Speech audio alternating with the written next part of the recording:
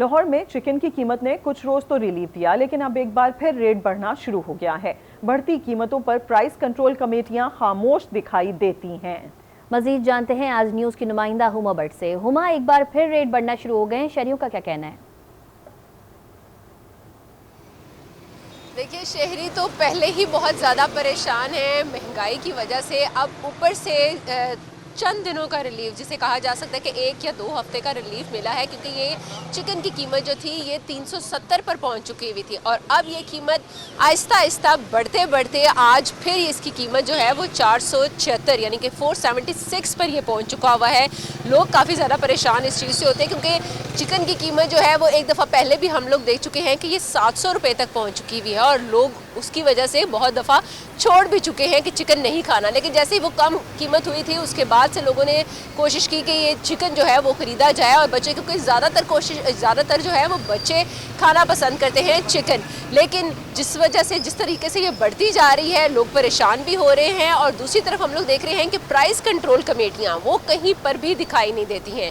अगर चिकन की कीमत कम हो रही थी तो तब भी हम लोगों ने देखा कि प्राइस कंट्रोल कमेटी ने उसको मैनेज करने के लिए कोई ऐसा पॉलिसी नहीं बनाई कि ताकि ये कीमत जो है वो दोबारा बढ़ ना सके। लेकिन अभी फिर वही सूरत हाल है कि चिकन जो है वो रोज़ाना की बुनियाद पर कभी 5 रुपये, कभी 10 रुपये, कभी 15 रुपये जो है वो कीमत में इजाफा हो रहा है। लोगों की परेशानी बढ़ती जा रही है, लेकिन प्राइस कंट्रोल कमेटियाँ जो हैं वो खामोश है। और यहाँ पर मेरी दुकानदारों से भी बात हुई है, उनकी तरफ से यही कहा जा रहा है कि प्राइस कंट्रोल कमेटियाँ सिर्फ और सिर्फ रेट लिस्ट चेक करने के लिए आती हैं।